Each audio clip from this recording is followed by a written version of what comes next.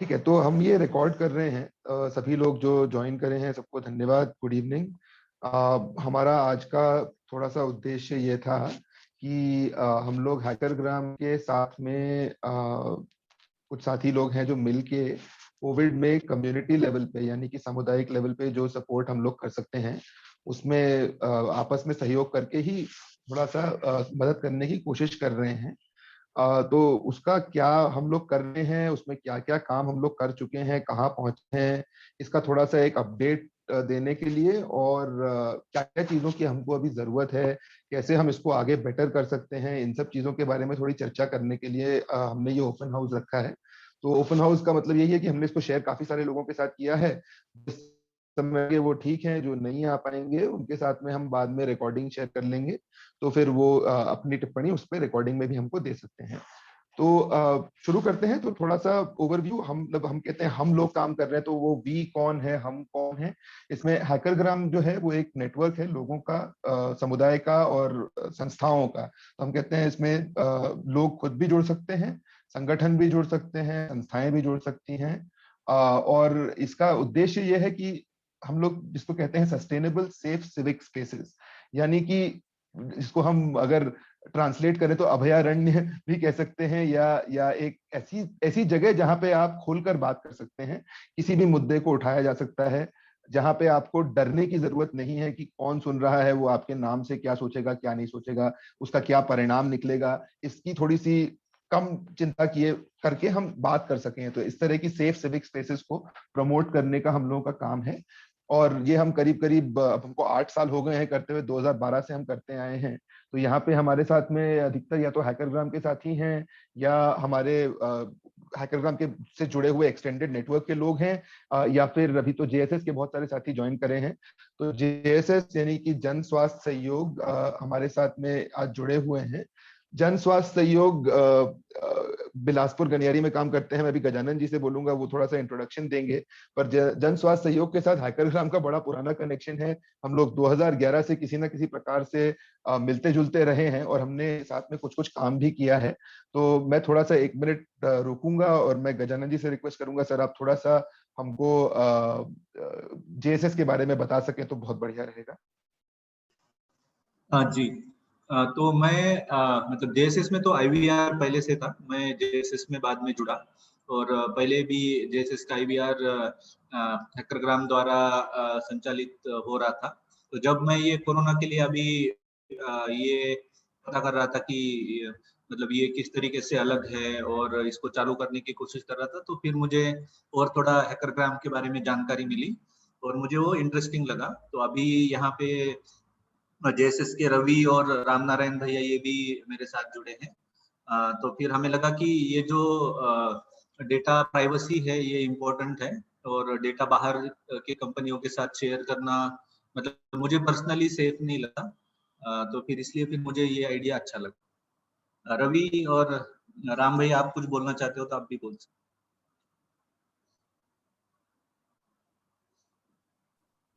नहीं, ठीक है, आप कंटिन्यू कीजिए। हाँ, कंटिन्यू कर सकते हैं, नहीं फिलहाल। Thank you Gajanan ji, Ravi ji, Ram ji, thank you. आप लोगों ने बहुत ही बढ़िया परिचय दिया। साथ में इसी इसी बातचीत में हमारे साथ में एक और ग्रुप भी जुड़ा है। इनफैक्ट मेडी बडी करके एक कंपनी है, इन लोगों का एक टेली हेल्थ प्रोविजन का एप्लीकेशन है। तो इनसे हमारी बातचीत ये चल रही थी कि किस प्रकार से गांव में हम टेली कंसल्टेशन प्रोवाइड करना का कुछ व्यवस्था करना चाहें तो किस प्रकार से कर सकते हैं।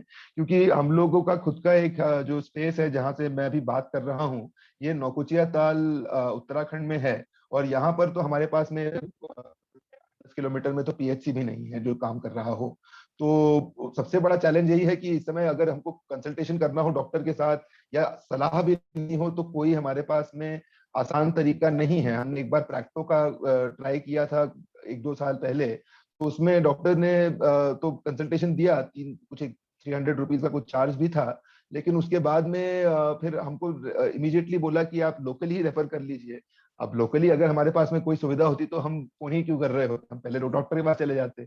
तो ये इस तरह की समस्याएं हमने खुद भी देखी ही हैं, और नए हैं हमारे साथ कॉल में, वो अल्मोड़ा से, हवलबाग ब्लॉक से हैं। तो विनय, आप थोड़ा सा अपना अनुभव भी बता सकते हैं कि टेली हेल्थ और टेली कंसल्टेशन का जो हम लोग बातचीत कर रहे हैं, वो आपके लिए क्यों मतलब रेलेवेंट है, क्यों आपने उसके बारे में बातचीत हमसे करनी शुरू करी? Thank you sir. नमस्कार। तो इसका अभी रिसेंटली मतलब ये स्टार्ट हुआ था जो सेकेंड वेव कोविड की आई थी, उस टाइम के बाद से इवन हवलबाग में जिस जगह मैं रहता हूँ वहाँ पर एक पीएससी हॉस्पिटल है, बट यार यहाँ पे वैक्सीनेशन का काम भी होता है। आसपास में बहुत सारे कोविड आइसोलेशन वार्ड भी बने हुए हैं। इसी वजह से मतलब जिस गांव में मैं रहता हूँ हवलबाग मेन ब्लॉक पे है, यहाँ पर एक हॉस्पिटल है, एक ब्लॉक ऑफिस है। इसके अलावा 2-3 और सेंट्रल गवर्नमेंट और स्टेट गवर्नमेंट के ऑफिसेज हैं, लाइक VPKS हो गया, ट्रेनिंग सेंटर, प्रसार प्रशिक्षण केंद्र, एक्सेट्रा। इनकी वजह से यहाँ पर लोगों का आना जाना बना रहता था। रिसेंटली क्या हुआ था कि यहाँ पर एकदम से कोविड केसेस सारे बढ़ गए। मतलब एक टेस्ट हमने गांव पे करवाया था, एक हमारा ग्रुप प्रारंभ करके, उसके थ्रू हमने एक CMO का एप्लीकेशन देके गांव में सभी का एक टेस्ट कराया था। 48 कोविड केसेस एक साथ निकले। तो उसके बाद से फिर हमने थोड़ा सा मिलके सोचा कि अभी बातचीत करते हैं, क्योंकि आइसोलेशन वार्ड में जगह नहीं थी। जो हवलबाग के आइसोलेशन वार्ड थे वो फुल हो गए थे। लोगों ने डॉक्टर ने कुछ लोगों को घर पे आइसोलेट रहने के लिए बोला। अब गांव पे ऐसा भी नहीं है कि एकदम से सेपरेट रूम हो विद अंदर ही वॉशरूम वगैरह हो जिसको होम आइसोलेट की विनय तरह जी, यूज कर सकें। सॉरी, आप थोड़ा माइक के पास बात करेंगे क्या? मतलब हमें आवाज साफ नहीं आ रही है, पता नहीं मुझे ये नहीं आ रही है कि बाकी लोगों को भी। ओके ओके सर, अभी आ रही है? थोड़ा बेटर है, बट अभी भी स्टिल।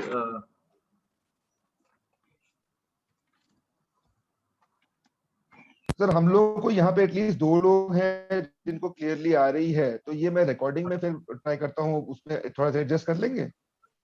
ठीक है। अभी क्लियर होगा थोड़ा? हाँ, ठीक है। तो उसी के चलते सर फिर हम लोगों ने सोचा कि हम भी थोड़ा सा ऑनलाइन कंसल्ट करें डॉक्टर से, बाकी लोगों से थोड़ा हेल्प लें कि हमें सैनिटाइजेशन करना पड़ेगा गांव में, क्या क्या क्या क्या करना चाहिए इस कंडीशन में, जब ऊपर नीचे दाएं बाएं सभी घरों में एक एक दो कोविड केस हैं। इवन हमारे खुद के घर में जब हमको क्या क्या सेफ्टी बरतनी चाहिए, कैसे यूज करना चाहिए नॉल। इस चक्कर में सर फिर हम लोगों ने काफी जितने भी ऐसे ऑनलाइन जो सपोर्ट प्रोवाइड करते हैं कंपनीज, उनसे कांटेक्ट किया था। तो ये रीजन रहा हमारा उनसे कनेक्ट करने का। थैंक यू विनय। तो गजानन जी, मेरी आवाज क्लियरली आ रही है? हेलो। हाँ, आ रही है। हाँ, ठीक है। तो ये थोड़ा सा बैकग्राउंड यही था कि हमने ट्राई तो कई कई सारों के साथ किया। हमारे पास एक पूरी लिस्ट है एक्सेल पे, मैं सबके नाम नहीं लेना चाहूंगा, लेकिन इतने भी ट्राई किए तो 72 आवर्स टू 1 वीक तक भी कोई वापस उसमें कुछ कनेक्ट हुआ नहीं। तो फिर हमने अपने नेटवर्क से भी थोड़ा सा पूछना शुरू किया, तो मेडी बडी से मेरा कनेक्ट हुआ थ्रू हैजगीक। तो वहां से फिर आनंद फिलिप जी हैं, उन्होंने हमारी थोड़ी सी मदद करी समझने में कि कैसे हम ये कर सकते हैं। तो एक हमने आइडिया निकाला कि बैच मोड में, मतलब कि अगर कोई एक वॉलेंटियर 10 या 12 पेशेंट्स तक भी अगर मॉनिटर कर रहे हैं फोन करके, या घर जाके सोशल डिस्टेंसिंग में उनका टेम्परेचर लेके, या ऑक्सीमीटर रीडिंग लेके, या रेस्पिरेटरी रेट चेक करके, उनको थोड़ा प्रोनिंग के बारे में बता के आ रहे हैं, इस तरह की चीजें अगर कोई कर रहा है, तो वो जो मॉनिटरिंग कर रहे हैं एट द कम्युनिटी लेवल, वो मॉनिटरिंग का चार्ट या डेटा हम मेंटेन करके डॉक्टर को अगर एक बार में 1 घंटे के कंसल्टेशन में एक बैच ऑफ पेशेंट्स का डेटा दिखाएं, तो इससे हम क्या डॉक्टर्स का टाइम ऑप्टिमाइज कर सकते हैं, क्या हम उस पर थोड़ा सा लोड कम कर सकते हैं। तो ये थोड़ा सा एक आइडिया था। इस पे अभी हमने बहुत सारा काम नहीं किया है, क्योंकि इस पे पाइपलाइन कैसे सेट करनी है, लूप कैसे क्लोज करना है, अगर वो कंसल्टेशन का कोई चार्ज है तो वो कैसे करेंगे, ये सब हमारा क्लैरिटी अभी नहीं है। इसलिए हमने इस पे बहुत ज्यादा काम अभी नहीं किया है, लेकिन ये एक इच्छा है कि हम इस पे कुछ करें। मेडिबडी से आई डोंट थिंक हमारे पास में कोई आज है, नहीं तो मैं उनको इनवाइट करता बात करने के लिए। पर कोई बात नहीं, we can always get their comments later on. हम ये क्यों कर रहे हैं? मेनली क्योंकि हमारे नेटवर्क के ही लोग हैं, हमारे ही साथ काम करने वाले जुड़े हुए लोग हैं जो कि इससे जूझ रहे हैं। तो हम जो भी कर सकते हैं वो करना हमारे हमारे ऊपर बनता है। तो फॉर एग्जांपल, मैं टेक्नोलॉजी प्रोवाइड कर सकता हूँ, मुझे थोड़ा सा कोड लिखना आता है, तो मैं वो प्रोवाइड कर रहा हूँ। मेरे कुछ मित्र हैं जो कि फंडिंग प्रोवाइड कर सकते हैं ऑन अ वॉलंटरी बेसिस, वो क्राउड फंडिंग टाइप का एक अग्रीमेंट करके दोस्तों से मिलजुल के थोड़ा सा पैसा कलेक्ट करके, तो वो लोग उसमें लगे हुए हैं। तो जो अपनी तरफ से जो कर पाता है वो कर रहा है। There is no such thing कि आपने यही करना है या वही करना है। अगर आपको ये बातचीत सुन के लगता है कि आप इसमें जुड़ के कुछ भी मदद कर सकते हैं, कुछ भी योगदान दे सकते हैं, तो प्लीज हमको डेफिनेटली बताएं। और जो लोग यहाँ पे हैं तो I just open it up in a bit for a discussion, तो फिर हम कुछ चर्चा भी कर सकते हैं। कैसे कर रहे हैं, थोड़ा सा इस पे डिटेल में घुस सकते हैं, तो मैं थोड़ा सा लंबा बोलूंगा इसमें। 3 चीजें हम लोग मेनली कर रहे हैं। पहला है श्वास एक्सटेंडेड, जो कि बेसिकली एक IVR सिस्टम है। मतलब एक फोन नंबर है जो हमने यहाँ हैकरग्राम उत्तराखंड में लगा रखा है। वो मेरे घर में चलता है, इन्वर्टर से जुड़ा हुआ है तो ऑफ नहीं होता। और उसमें कोई भी फोन करके अपना संदेश या अपना कोई भी प्रश्न या सवाल या शंका, या उनको कोई चिंता हो रही है कोविड को लेके, या वो किसी से बात करना चाहते हैं और किसी बात का जवाब चाहते हैं, तो वो रिकॉर्ड करके उस पर मैसेज छोड़ सकते हैं। वो मैसेज हमारे पास में कंप्यूटर के जरिए इंटरनेट पे चढ़ के हमारा कुछ ओपन सोर्स सॉफ्टवेयर है जो मेरे कंप्यूटर पे यहाँ पे घर पे चल रहा है, उसके थ्रू वो हमारे पास एक टेलीग्राम इंस्टेंट मैसेजिंग क्लाइंट जो है उस पर एक ग्रुप पर हमारे पास में वो रिकॉर्डिंग आ जाती है along with the phone number और जो समय जिस समय वो फोन आया था। और इसके बाद में उस ग्रुप पे जो जो हमारे साथी हैं जो कि हेल्थ केयर के बारे में जानते हैं या काउंसलिंग कर सकते हैं या उसको कंसल्टेशन के लिए रेफर कर सकते हैं या उसमें कोई भी योगदान दे सकते हैं, वो वहां से उसको ले और उस पर अपना काम शुरू कर सकते हैं। ये आज जो कम्युनिटी के साथ में हम लोग ये काम कर रहे हैं वो जन स्वास्थ्य सहयोग से जुड़े हुए जो लोग हैं, जो वहीं के आसपास के पेशेंट्स हैं, उन्हीं के साथ काम आया है। तो उस ग्रुप में भी अभी सिर्फ जन स्वास्थ्य सहयोग के लोगों को ही हमने जोड़ा है। डिपेंडिंग ऑन अगर हमको कुछ कोलैबोरेटिवली करना है, अगर कोई उसी में जुड़ना चाहते हैं, फिर उनको JSS के थ्रू ही जाना पड़ेगा, बिकॉज ये कम्युनिटी जो है ये JSS को ट्रस्ट करती है। तो इनका डेटा हम और किसी के साथ में शेयर नहीं करना चाहते without their consent and their permission. तो इसमें मतलब जो मॉडरेटर या जो ओनर ऑफ द ग्रुप है वो गजानन जी हैं जो कि इस ग्रुप में बैठे हैं, और उनके साथ में राम नारायण मरकाम जी हैं। ये दोनों लोग हमारे पास JSS से हैं। ये जिनको अप्रूव करेंगे उन्हीं को हम उस ग्रुप में ऐड करेंगे फिलहाल। बट दैट डजंट मीन कि हम इसको और नहीं फैलाना चाहते। इसका जितना भी जो कोड है, जो भी सॉफ्टवेयर है, वो सारा ओपन सोर्स में अवेलेबल है। कॉल के बाद मैं इसके साथ जब भी जहां भी हम ये वीडियो पोस्ट करेंगे मैं उसमें लिंक्स भी ऐड कर दूंगा, कहाँ से आप ये सोर्स कोड खुद उठा के अपने खुद के सर्वर पे अपने घर पे अगर आप ये इक्विपमेंट ले आते हैं तो आप ये चला सकते हैं। उस पर कोई हमारी तरफ से कोई रोकथाम नहीं है। There is no intellectual property here.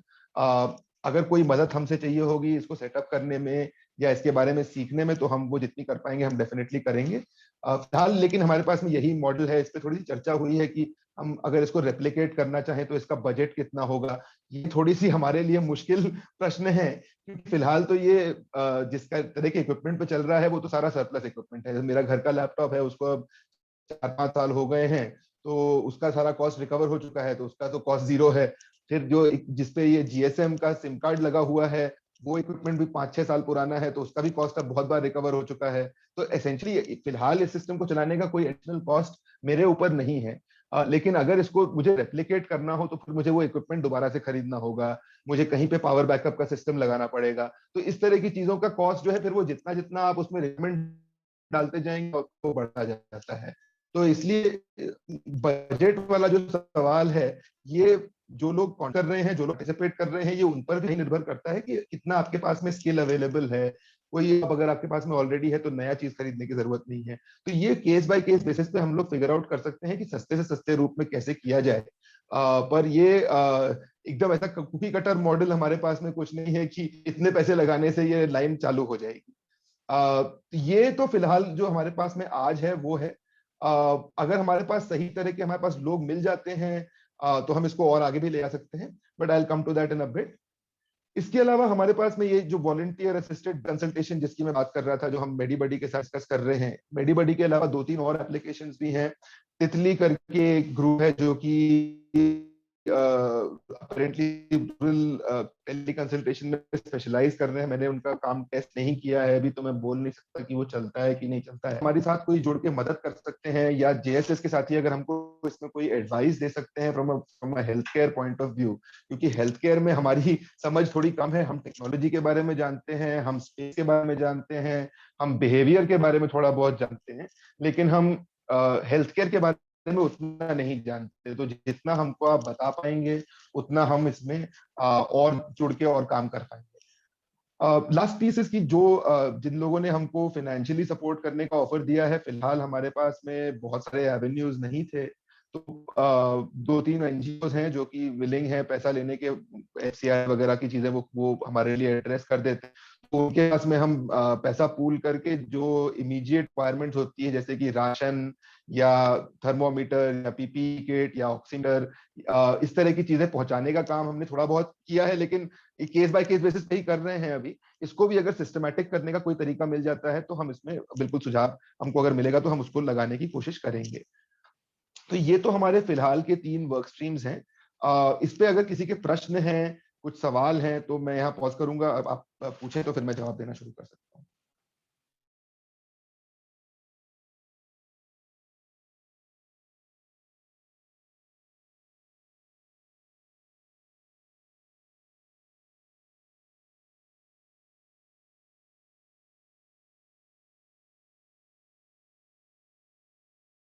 Gajanan ji, आप कुछ कुछ पूछ रहे थे पहले, तो आप ही शुरू करते हैं।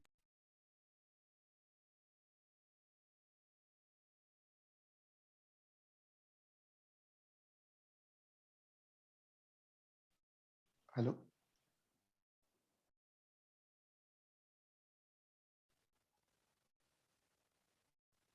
गजानन सर शायद म्यूट पे हैं। जी अर्जुन जी, ये जो टेली कंसल्टेशन है, इसमें मैं हमारा रूरल एरिया का एक्सपीरियंस बताना चाहूँगा कि मुझे लगता है कि teleconsultation to a person, मतलब इंडिविजुअल पर्सन इन विलेजेस, ये बहुत मुश्किल है और काफ़ी चैलेंजिंग है। और ना ही मतलब वो व्यक्ति के पास कुछ इक्विपमेंट है कि मतलब जैसे पल्स ऑक्सीमीटर चाहिए या बीपी इंस्ट्रूमेंट चाहिए या जो भी है, वो मतलब नहीं मिल पाएगा। तो मुझे लगता है कि टेली कंसल्टेशन का मतलब model to a individual person ये बहुत मुश्किल है। लेकिन इसको अगर और तरीके से, अगर किसी तरीके से करना है, मान लो कहीं पे नीड है, तो मैं बोलूँगा कि जो लोग वहाँ पे है ऑलरेडी, जो सर्विस प्रोवाइड कर रहे हैं, मे बी वो कोई डॉक्टर्स हो सकते हैं या कोई इनफॉर्मल प्रैक्टिशनर्स है, नर्सेस है, उनको एम्पावर करने के लिए टेली कंसल्टेशन किया जा सकता है, स्पेशली जहाँ पे डॉक्टर्स नहीं है उस गांव में, वहाँ उसके लिए। तो उस तरीके का मॉडल मुझे लगता है कि कुछ काम करेगा। गांव में डायरेक्टली इंडिविजुअल टेली कंसल्टेशन थोड़ा रिस्की भी लगता है। ये मुझे मतलब ऐसे लगता है कि डायरेक्टली करना, हाँ, और मतलब ट्रेन करना पड़ेगा, लोकल लोगों को कैपेसिटी बिल्ड करना पड़ेगा, उनको सपोर्ट करने के लिए टेली कंसल्टेशन का इस्तेमाल होना चाहिए, ना कि उनको रिप्लेस करने के लिए। जैसे हम जेएसएस में भी हम स्पेशलिटी टेली कंसल्टेशन इस्तेमाल करते हैं, लेकिन वहाँ का जो स्पेशलिटी टेली कंसल्टेशन है, हम ये डॉक्टर करता है, पेशेंट डायरेक्टली जाके नहीं बैठता, मतलब डॉक्टर कंसल्टेंट से टेली कंसल्ट करता है, पेशेंट बैठा होता है सामने, और अगर वो आगे वाला कंसल्टेंट कोई सवाल अगर पूछ रहा है जो जिसकी जवाब का जानकारी डॉक्टर को नहीं है, वो पहले से पूछा नहीं है, हम पेशेंट से पहले पूछ के रखते हैं, और फिर वो एक समरी के रूप में जो स्पेशलिस्ट कंसल्टेंट है उनको प्रेजेंट करते हैं, और उसमें और कोई जानकारी चाहिए तो फिर पेशेंट से बात होती है, और फिर हम लोग ही दवाई लिखते हैं, मतलब डॉक्टर ही दवाई लिखते हैं जो स्पेशलिटी वाला। तो इस तरीके का हमारा एक टेली कंसल्टेशन का मॉडल है। Direct teleconsultation with person in primary care is difficult. I don't think कि इसके लिए अभी नहीं, that is exactly the reason हम लोगों ने भी वो कंसिडर नहीं किया, क्योंकि हमने जो भी देखा है, मतलब उसमें हमारा भी यही एक्सपीरियंस है कि डायरेक्ट 1-to-1 तो कोई सवाल ही नहीं है। अगर वो स्मार्टफोन कोई हैंडल करने वाला नहीं होगा तो वहीं से मुश्किल शुरू हो जाती है। तो बिल्कुल नो डिसएग्रीमेंट्स देयर। तो ये बैच मोड में करने के लिए अगर लोगों को ट्रेनिंग करना, ऐसे ऑर्गेनाइज करना हो, तो हम लोग एक तो सोच रहे थे कि आशा वर्कर्स के साथ में भी कुछ काम किया जा सकता है, लेकिन अभी मुझे 2-3 जगह से तो ये खबर आनी शुरू हुई है कि आशा वर्कर्स को भी कुछ चैलेंजेस आ रहे हैं, क्योंकि government is not, they are being seen as like they are coming with a particular agenda of the government और समथिंग ऑफ दैट सॉर्ट। तो किनके साथ हम मतलब इसको ऑर्गेनाइज करना हो किसी प्रकार से, तो क्या चीजें हमको ध्यान में रखनी पड़ेंगी? मतलब अगर वॉलंटियर्स को आना है, जोड़ना है, तो किस प्रकार के लोग होने चाहिए? थोड़ा सा इस पे कुछ आइडियाज।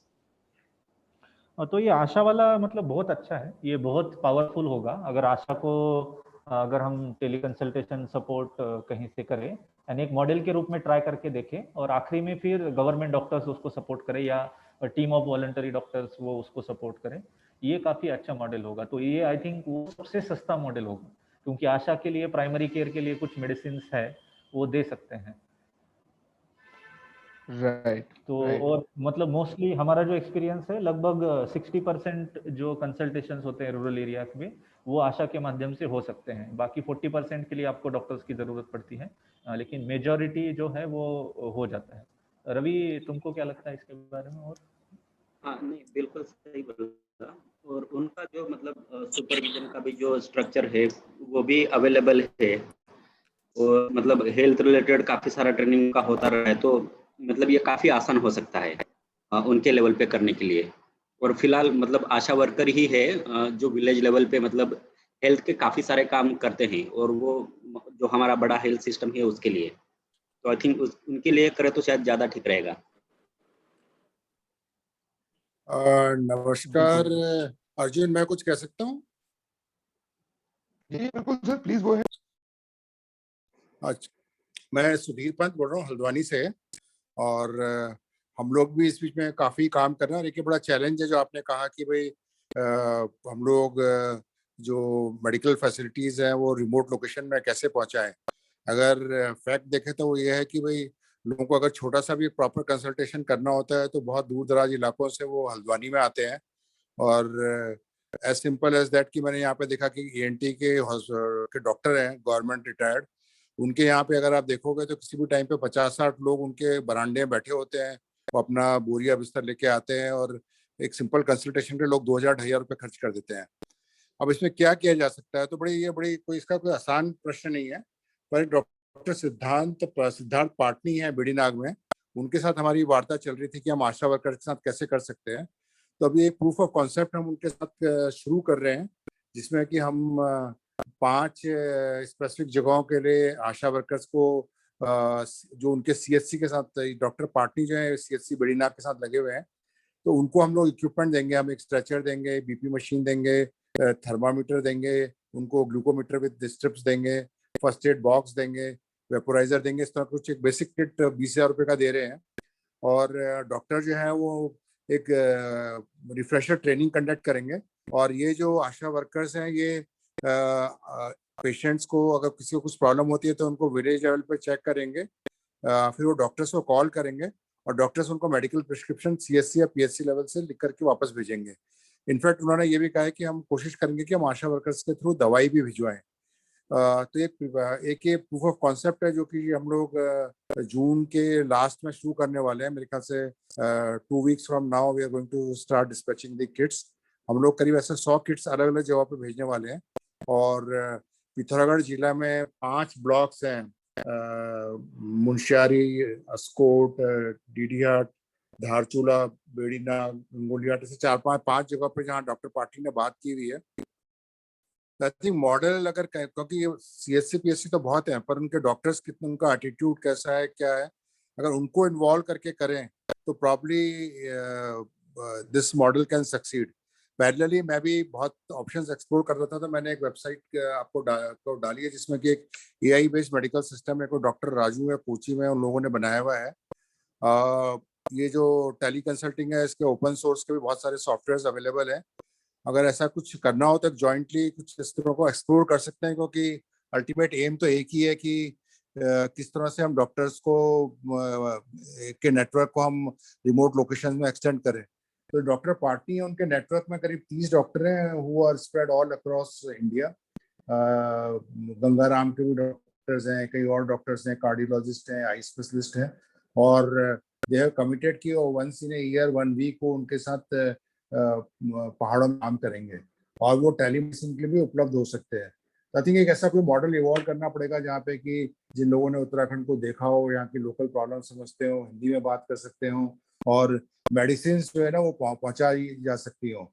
और मेडिसिन आप अदरवाइज पहुंचाना बड़ा डिफिकल्ट टास्क है। मतलब हम लोग सोच रहे थे कि कोविड के टाइम पे मेडिसिन भिजवाएं, तो बाद में बताया गया कि अगर आप मेडिसिन भिजवाते हो तो वो टोटली इलीगल है विदाउट प्रिस्क्रिप्शन, और किसी मेडिसिन का अगर कोई गलत इम्पैक्ट, कोई पेशेंट की डेथ हो गई या कुछ गलत चीज हो गई तो आप जेल के अंदर चले जाओगे। तो मेरे ख्याल से इसको एक सोच विचार के करने की जरूरत है। गवर्नमेंट का खुद अपना एक संजीवनी पोर्टल है जो कि मैंने यूज किया, बट वो बहुत ज्यादा यूजर फ्रेंडली नहीं है। आपको 1-1.5 घंटा उसके अंदर लॉग इन रहना पड़ता है, बहुत मुश्किल से आपकी कंसल्टेशन हो पाती है, पर होती है अच्छी कंसल्टेशन। अगर हो जाए तो देहरादून के बड़े अच्छे डॉक्टर्स जो दून कॉलेज के हैं या यहाँ पे सुशीला तिवारी कॉलेज के डॉक्टर्स हैं वो आते हैं, but it's not that user friendly. आपको अपने नंबर के लिए, अगर आपका 5वां वेटिंग नंबर है तो आपको जब तक 1 घंटे तक नंबर नहीं आता आपको लॉग इन रहना पड़ता है।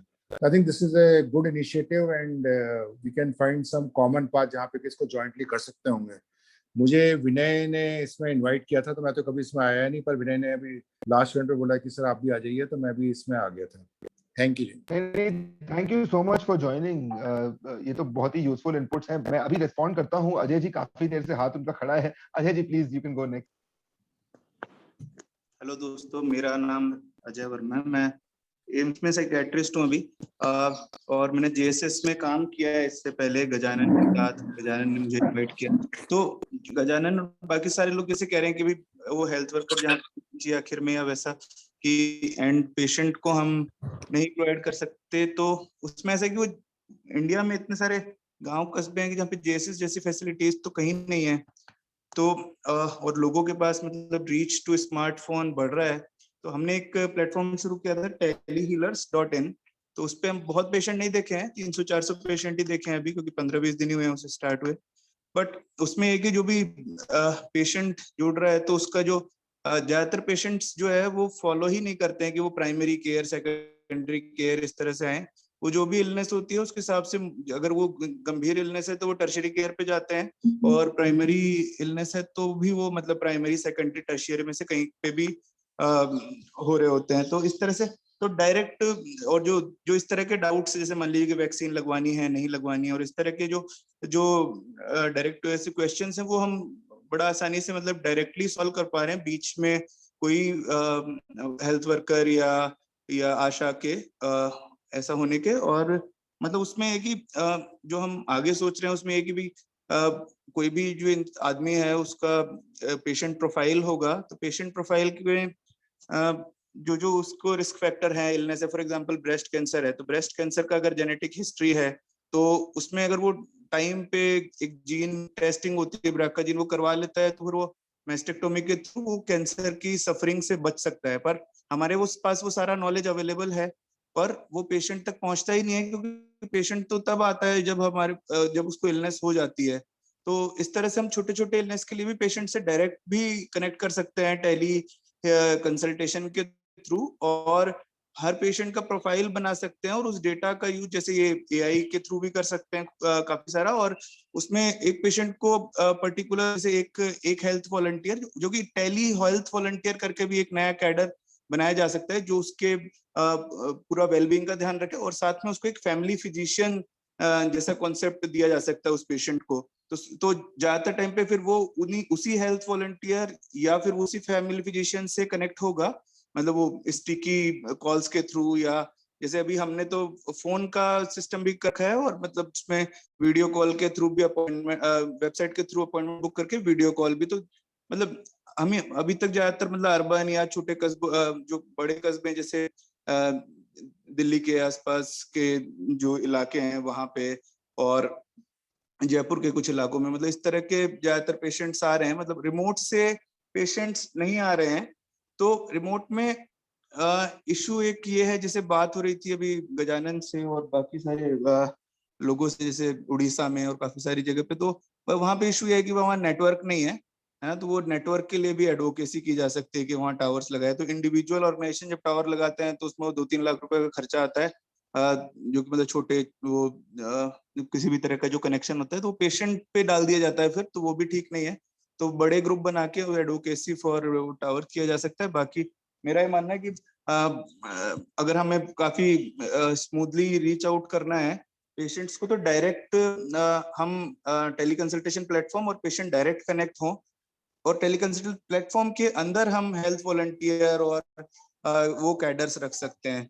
तो ये ज्यादा बेहतर तरीका रहेगा, क्योंकि ग्राउंड पे मतलब जेएसएस जैसे जो जगह है वहां पे तो ये मतलब वहां पे बहुत सारे एक्सपेरिमेंट किए जा सकते हैं। यहाँ पे पेशेंट्स का मतलब काफी सारा ट्रीटमेंट का जो हमारा रेंज है वो बढ़ जाता है। बट बाकी जगह पे हम इसी तरह से करें, और उसकी लिमिटेशंस हम डिसाइड, जैसे टेलीमेडिसिन जो गाइडलाइंस है गवर्नमेंट की, उसमें भी काफी कुछ डिफाइंड है। उसके अलावा हम फर्दर और गाइडलाइंस बना के डिसाइड कर सकते हैं लिमिट्स ऑफ टेलीमेडिसिन, और कि कहाँ के बाद मतलब वो पेशेंट को रेफर किया ही जाना चाहिए, ऐसा। Thank you so much. ये तो बहुत ही मतलब आई थिंक ये कॉन्वर्सेशन जितना मेरे लिए ऑलरेडी यूजफुल हो गया है, बीन क्वाइट इंटरेस्टिंग, क्योंकि बहुत सारी चीजें जो मुझे ऐसा फीलिंग था कि ऐसी होनी चाहिए, आप लोगों ने बहुत सारी चीजें कंफर्म कर दी, so thank you very much. Sudhir ji, थोड़ा सा मैं रेस्पॉन्ड करूंगा, एंड अजय जी ने भी टच किया इस पे कि एआई वाला जो ऑटोमेशन और एआई वाला जो ट्रैक है, दो स्कूल्स ऑफ थॉट हैं इस पे। एक ये है कि मशीन निर्णय हमसे अच्छा ले सकती है, दूसरा है कि मशीन का निर्णय गलत भी हो सकता है, तो एक ह्यूमन चेक उसमें होना ही चाहिए। मेरा व्यू इसमें यह है कि कुछ चीजों में मशीन हमारी मदद कर सकती है, जिस तरह से मतलब अगर हमको वो फोन मैसेज अगर एक ग्रुप तक पहुंचाना है, उतना ऑटोमेशन हम मशीन से करवा सकते हैं। उस मैसेज की एनालिसिस अगर मुझे वही ऑडियो को कन्वर्ट करना हो टेक्स्ट में, तो मेरे पास अभी दो तरीके हैं, या तो मैं अपना खुद का एक मॉडल बना लूं एआई टाइप का जो उसे कन्वर्ट कर दे, या मैं गूगल का मॉडल यूज कर लूं। अगर मैं गूगल का मॉडल यूज करूंगा तो मुझे वो डेटा गूगल को भेजना पड़ेगा, फिर गूगल उसका क्या करेगा उस पर मेरा कोई कंट्रोल नहीं है ना। अगर मैं अपनी तरफ मॉडल बनाने की कोशिश करता हूं तो वहां मेरे लिमिटेशंस ये हैं कि हार्डवेयर पे लिमिट है। अब जैसे हमारे पास में अल्मोड़ा में एक ग्राफिक्स कार्ड वाला सिस्टम चालू है, जो कि अल्मोड़ा यूनिवर्सिटी के बच्चे मॉडल ट्रेनिंग वगैरह के लिए इस्तेमाल करते रहते हैं बीच बीच में, तो सिस्टम है हमारे पास, उस पर हम ट्रेन भी कर लेंगे। लेकिन वो जो मॉडल बनेगा वो बहुत ही स्पेसिफिक टू एक डोमेन होगा। जैसे जेएसएस का जो हमारा चैट ग्रुप चल रहा है टेलीग्राम पे, उस पे जो मैसेजेस आ रहे हैं वो सारे मैं एक चैटबॉट में डाल के उस पर कुछ ऑटोमेशन लगा सकता हूँ, उतनी ट्रेनिंग मैं ऑफलाइन कर लूंगा। इससे ज्यादा मुझे अगर ट्रेनिंग करनी होगी, इससे ज्यादा अगर जेनेरिक मॉडल जिसको हम बोलते हैं कि एक ही मॉडल हर जगह काम कर जाए, तो मुझे उसके लिए फिर कुछ बिग टेक का सहारा किसी प्रकार से लेना पड़ जाएगा। तो फिर वो प्राइवेसी के इश्यूज सारे जिस पे हम लोगों ने भी चर्चा करी, वो सारे मैटर्स उठ जाते हैं। यहाँ पे मैं चाहूंगा कि थोड़ा सा ऑर्गेनाइजेशन जो हमारे साथ जुड़ते हैं वो अपने अपने निर्णय लें और हमको बता दें कि वो क्या निर्णय है, तो फिर हम उस हिसाब से उसको इम्प्लीमेंट कर सकते हैं। जेएसएस के साथ में हमारे अब इतने समय से बात चल चुकी है कि इतना कॉन्फिडेंस है कि मैं अगर मैंने बताया मैंने डिलीट कर दिया है अपनी तरफ से डेटा, तो इस पे विश्वास करना थोड़ा बहुत बनता है। लेकिन जो नए लोग आ रहे हैं उनके साथ में उतनी पहचान नहीं है, तो आपकी कम्युनिटी का डेटा आप किस टर्म्स पे देते हैं, बहुत जगह तो पूछा भी नहीं जाता है मुझे मालूम है। लेकिन हमारे केस में हम चाहेंगे कि हम ये सब चीजें पूछें और इन पे बहुत ही क्लियर पॉलिसीज रख के चलें।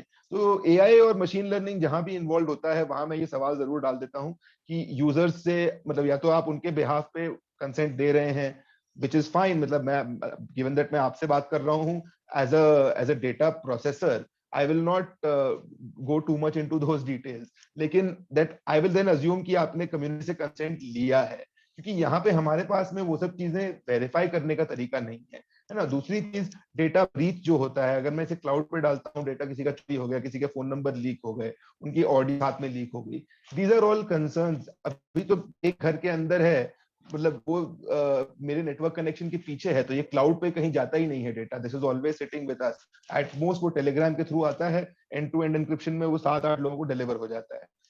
यहाँ पे सिक्योरिटी लिमिट्स बेटर हैं। एक बार इसको हम क्लाउड पे ले गए तो वहां सिक्योरिटी जो है इसकी रिलेटिवली फिर खुल जाती है, क्योंकि अब अगर किसी को पता पड़ा कि यहाँ पे इतना ऑडियो फाइल पड़ा हुआ है नंबर वंबर के साथ में, तो वो उसका क्या वैल्यू निकालेंगे ये हम नहीं बोल सकते। So these are all considerations which we should keep in mind. करने को हम कर सकते हैं डेफिनेटली, लेकिन मेरे विचार में कभी भी अगर हम क्लाउड को इन्वॉल्व करना शुरू करते हैं तो उसमें हमको इंस्टीट्यूशनल सपोर्ट मान के चलना चाहिए, which basically means we approach somebody for a grant or somebody for a large amount of money, जिससे हम सिक्योरिटी भी थोड़ी सी प्रोवाइड कर सके उस डेटा को on the public domain, just on the AI and machine learning front. I'll pause here. तो इसमें मैं भी कुछ बोलना चाहूँगा। एक तो मतलब मुझे लगता है जो प्रॉब्लम है वो है कम्युनिकेशन। प्रॉब्लम एग्जामिनेशन का नहीं है, प्रॉब्लम ट्रीटमेंट लिखने का और दवाई पहुंचाने का जरूर है, लेकिन मेन है जो एक्सेस है, मतलब पेशेंट को आना पड़ता है। तो मुझे लगता है वो डिसीजन मेकिंग के लिए सपोर्ट हो सकता है कि कब पेशेंट को आना है। जैसे आपने भी जो उदाहरण दिया कि उसमें प्रैक्टो में किया और वो बोले कि आप दिखा लो, अगर वो पेशेंट का डिसीजन है कि जाके डॉक्टर को दिखाना है, तो वो डिसीजन लेने के लिए मुझे लगता है टेक्नोलॉजी मदद कर सकती है। उसके आगे टेक्नोलॉजी कितना मदद करेगी मुझे थोड़ा डाउटफुल है, क्योंकि आपको दवाई तो देनी पड़ेगी, पेशेंट तो दवाई चाहिए। तो फिर अगर जहाँ पे मेडिकल शॉप है वहाँ फिर तो डॉक्टर भी मतलब होता ही है, यूजुअली वहीं पे मेडिकल शॉप होता है, नहीं तो फिर उसको कैसे डील करेंगे हम। तो इसलिए जो एग्जिस्टिंग गवर्नमेंट सिस्टम है ऑफ 3 टायर हेल्थ सिस्टम, उसी को मुझे लगता है कि उसको रोबस्ट बनाने में ज़्यादा एफर्ट होने चाहिए। मुझे अभी लग रहा है कि विथ कोविड बहुत सारे लोगों को, या before Covid also, primary health care में बहुत सारे बड़े लोग मतलब उसमें घुस गए हैं, और उसके उनके वेस्टेड इंटरेस्ट है। एक जैसे अपोलो का चेन है, एक कोई स्वस्थ क्लिनिक करके आई थिंक चेन है, तो उनका ये है कि उनको टर्शरी केयर के लिए पेशेंट चाहिए, तो उसके लिए वो प्राइमरी केयर क्लिनिक्स खोल रहे हैं, और उसमें फिर वही होगा, अनड्यू पेशेंट रेफरल होंगे, अननेसेसरी टेस्ट कराए जाएंगे। तो मुझे लगता है उस मॉडल की तरफ अगर नहीं जाना है हमको, तो गवर्नमेंट सिस्टम और गवर्नमेंट के जो वर्कर्स हैं और जो ऑलरेडी है उनको किस तरीके से एम्पावर कर सकते हैं, और वो डिसीजन कैसे बेहतर तरीके से लिए जा सकते हैं कि अब पेशेंट को जाना है, अब जाना है, कोई प्रोसीजर करनी है, कुछ इन्वेस्टिगेशन करना है, तो वो गांव में नहीं हो सकता और वो अनसेफ भी है। जैसे कोविड में ही मैं बोलूंगा कि अगर किसी का सैचुरेशन कम है या किसी को कोई रेड फ्लैग सिम्टम है, तो फिर वहां पे हमें वो पेशेंट को अस्पताल ही जाना पड़ेगा। वो में भी डिसेंट्रलाइज हो सकता है, जैसे अभी हमने बोला कि डिस्ट्रिक्ट लेवल के अस्पताल ना हो, ब्लॉक लेवल पे हो जाए, और जो भी लैब्स है, जो फैसिलिटीज है, वो ब्लॉक लेवल पे आई जाए। तो उस तरीके से वो डिसेंट्रलाइजेशन हो सकता है against the hub and spoke model, कि अभी सबको डिस्ट्रिक्ट लेवल पे आओ, डिलीवरी करने के लिए भी डिस्ट्रिक्ट लेवल पे आओ। तो उसको डिसेंट्रलाइज एक तरीके से सिस्टम, जो हेल्थ सिस्टम डिसेंट्रलाइजेशन, वो एक काम करेगा। मुझे जो टेक्नोलॉजी का रोल दिखता है वो है वो डिसीजन किस तरीके से अच्छे से लिया जाए, और प्राइमरी केयर बेटर करने में मुझे वहां पे दिखता है कि वो कम्युनिकेशन हो जाए, और पेशेंट अगर किसी को ट्रस्ट करता है तो फिर वो जल्दी हम बोल देते हैं कि चलो आप आ जाओ, आपको दिखाने की जरूरत है, तो पेशेंट आ जाना चाहिए। और फिर वो वैसी जगह जाना चाहिए जहां वो because of medical consultation poverty में नहीं जा रहा है, उसको अनड्यू खर्चे नहीं उठाने पड़ रहे हैं। अगर हम कोई भी बिकॉज ऑफ टेली कंसल्टेशन हम ज्यादा टेस्ट करते हैं, या हम मतलब पेशेंट को खुद एग्जामिन नहीं कर रहे हैं, तो हमने मतलब बोल दिया अच्छा हम लंग ऑस्कल्टेशन नहीं करते तो एक्सरे करा लो, तो मुझे लगता है ये मिसयूज ऑफ सिस्टम है, मिसयूज ऑफ टेक्नोलॉजी है। हेलो, आवाज आ रही है मेरी? हाँ जी बिल्कुल। मेरा नाम आयुष है और मैं टेली हीलर्स के मतलब वेबसाइट और हेल्पलाइन वगैरह पे काम कर रहा हूँ। तो मैं अभी जो बोल रहे थे कि गूगल का जैसे इशू है वॉइस टू टेक्स्ट वाला, तो लाइक गूगल की प्राइवेसी पॉलिसीज में तो ऐसा है कि मतलब लाइक डेटा लॉगिंग अगर आप इनेबल करते हो तो वो डेटा यूज करते हैं, वरना तो शायद वो नहीं करते। तो उसके बारे में मेरा क्वेश्चन था कि मतलब क्या वो मिसट्रस्ट है वैसे, या फिर like do they use your data without saying so? Okay, so I'll quickly answer that. I cannot really comment on how Google treats the data, but what I mean to say here is that if I have to share that data with Google, so right now the data agreement is between JSS and with me as an individual, right? So, and basis whatever relationship we have established over the number of years that we work together, Gajanan ji is comfortable with having that data come to me as an individual, right? Now, when I enter into an agreement with Google, absolutely the contractual agreement states you have your privacy, and to the largest extent, I believe that companies adhere to their contracts. I don't believe that that's not the case in most situations, because अगर वैसा होता तो फिर तो कोई company law ही नहीं होता, कुछ नहीं होता, nothing would be sacrosanct. So I do believe companies adhere to their contracts in the largest degree, but as an individual, I can exercise no control over the execution of that contract, right? So say I have a terms of use agreement with Google, which I click through, or with Amazon that I click through, or with any other company, Microsoft, Azure, anybody else, right? It's a click-through agreement. I, as a user, if I have to get recourse, so tomorrow if there's a breach, and I'll give you cases in point. There have been several breaches recently. There was one at MobiKwik, there was one at Domino's, there's been one at Air India, which hit the papers quite big. And so now, when you gave your data to any of these companies or any company, you agree that they are required to keep your data safe to a certain degree, but there are always break cases, right? So that can happen. While it's on my computer, I can exercise a fair degree of control, right? I have reasonable control over my own environment.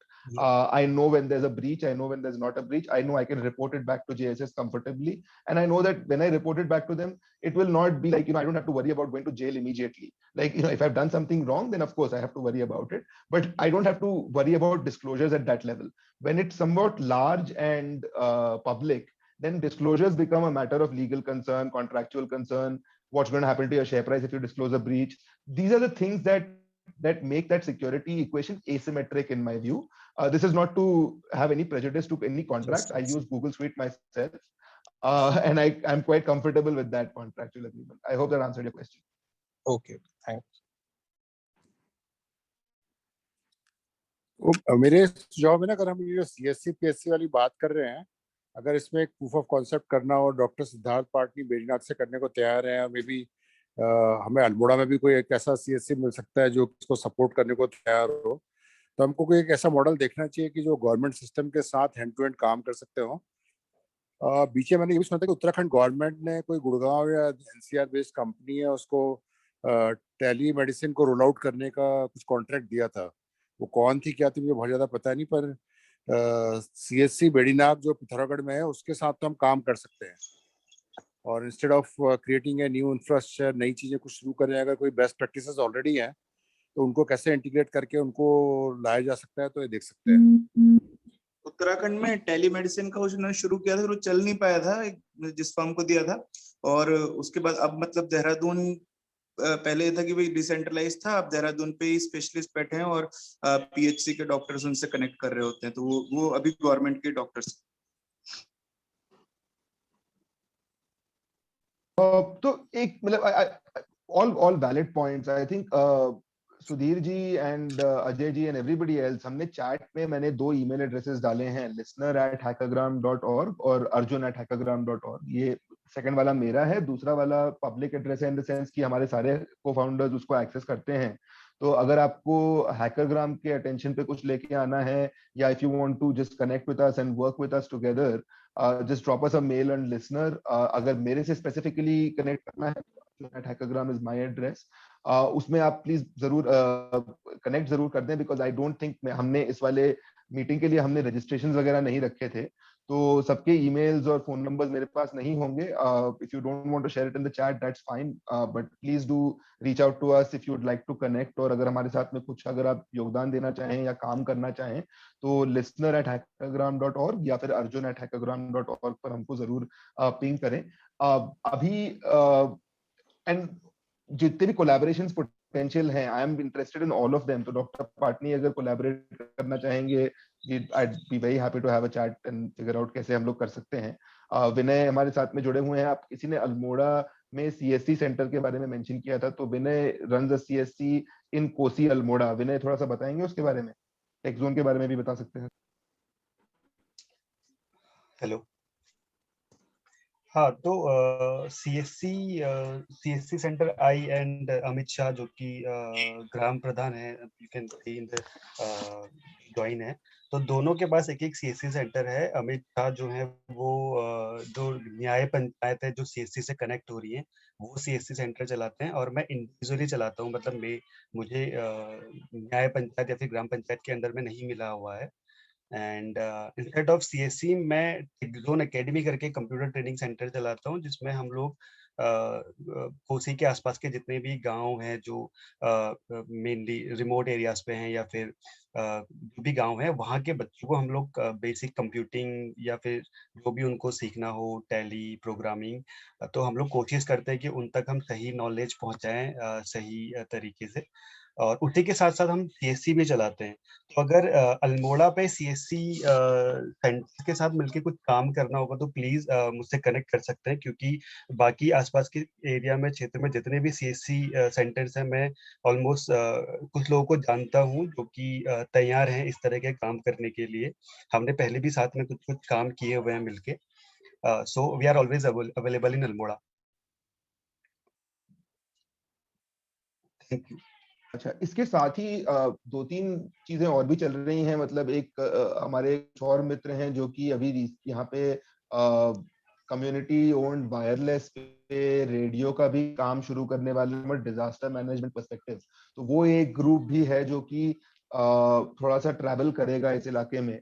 तो उनके साथ भी हम जुड़ के बात कर सकते हैं अबाउट सप्लाईज डिलीवरी, या अगर हमें कुछ कनेक्टिविटी का देखना हो तो इन सब चीजों के बारे में वो ग्रुप भी मेरे विचार में यूजफुल होगा कनेक्ट करने के लिए। तो उनसे मैं कनेक्ट करवा दूंगा। जो हमारी मेलिंग लिस्ट चल रही है, ये थोड़ा सा मैं पूछना चाहूंगा सबके लिए क्या इजी मैकेनिज्म है कनेक्ट करने के लिए? अगर हमको सबसे टच में रहना हो, ज्यादा हम स्पैम नहीं करेंगे, हम सिर्फ इंपॉर्टेंट अपडेट्स भेजेंगे, लेकिन इसका क्या मतलब बेस्ट तरीका क्या रहेगा? ईमेल या व्हाट्सएप? जो सबके लिए थोड़ा सा इजी हो, वो थोड़ा सा एक आइडिया हमको अगर मिल जाएगा तो दैट विल बी ग्रेट। फिर हम उसी मीडियम पे हम सारे अपडेट्स अपने डालते चलेंगे।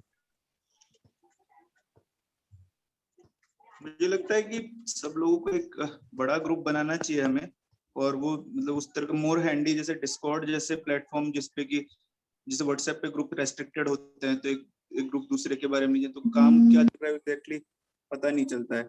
तो और ये है दूसरा, जैसे अभी गजानन और उनकी टीम ने, समन्वय ने जैसे ये श्वास ऐप बनाया, और जैसे आयुष टेली हीलर्स से इन्होंने ये बनाया कि मतलब पेशेंट्स को, डॉक्टर्स थे उसमें, डॉक्टर्स जो हैं 20 लैंग्वेजेस के अलग अलग डॉक्टर्स थे, तो उसमें पेशेंट को लैंग्वेज और पेशेंट की एज और स्पेशलिटी के हिसाब से वो कनेक्ट किया जा सकता है। तो काफी अच्छा UI बनाया विच यू कैन शेयर, है ना। तो ये सब लोग जो है हम एक दूसरे से टेक्नोलॉजी शेयर कर सके, क्योंकि सब प्रो पीपल ऑर्गेनाइजेशन के साथ काम कर रहे हैं या फिर रूरल ऑर्गेनाइजेशन के साथ काम कर रहे हैं। तो जो भी नया ऑर्गेनाइजेशन आ रहा है और वो मतलब टेलीमेडिसिन शुरू कर रहा है, हम उसको जीरो से स्टार्ट ना करना पड़े, है ना। वो हम उसको वो प्रोवाइड करा सके कि भाई यहाँ तक तो हो गया, इसके बिल्कुल आगे तुम बिल्कुल, बिल्डअप एब्सोल्युटली तरह का। एब्सोल्युटली। तो विनय, ये थोड़ा काम आप बेहतर टेक्सोन से कर कम्युनिकेशन सकते का हैं? कुछ ना कुछ प्लेटफॉर्म बनाना पड़ेगा जिसपे और लोग भी बता सकते हैं, क्योंकि इसमें बहुत सारा एडवोकेसी भी जैसे चाहिएगा, जैसे वायरलेस नेटवर्क के लिए, या जैसे टावर्स ही लगवाने होंगे कई जगह, which will solve lot of problems. तो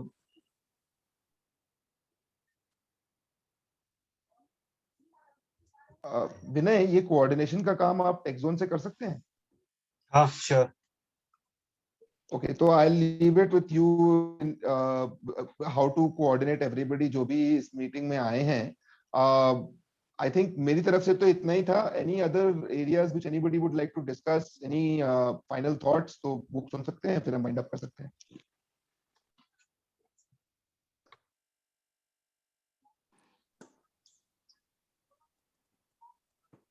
अर्जुन, मैंने ना लेट ज्वाइन किया था, तो अगर आप 1 मिनट के लिए अपना इंट्रोडक्शन दे दें, आप कहाँ पे हैं, क्या कर रहे हैं? जी जी सॉरी, बिल्कुल। मैंने ऐसे बहुत ज्यादा इंट्रोडक्शन दिया भी नहीं। मैं हैकरग्राम का को-फाउंडर हूँ along with Dipta, Karan and Vinay who are also on this call. मेरा बैकग्राउंड is कि I'm an engineer by education, and currently I have a day job. I work with a large non-profit in grant making, but वो थोड़ा सा independent काम है। ये मेरा voluntary work हो गया है आजकल। तो I am largely doing stuff like writing code, and साथ में करण भी हैं, वो भी कोड लिखते हैं। विनय तो हमारे एंटरप्रेन्योरियल इनक्यू भी हैं, तो वो टेक्सोन वगैरह के साथ में मेरा कनेक्शन रहा है। I am technically a partner in Texon as well with Vinay. तो ये सब यही है, मतलब इंट्रोडक्शन के नाम पे तो यही है। कुछ स्पेसिफिक क्वेश्चन है तो I can answer. And where are you based, Arjun? फिलहाल मैं नौकुचिया ताल में हूँ। तो नौकुचिया ताल में अगर सिलोटी पांडे जो कहलाता है, ठंडी सिलोटी, वहां पे हम लोग हैं। It's a small world. I think Vinay, अब तुम एक यार कुछ कनेक्शन करने का तरीका बना लो, और उस पर रिकॉर्डिंग हम लोग सबके साथ शेयर कर देंगे। I will stop the recording here because अब थोड़ा सा इनफॉर्मल हो जाएगा।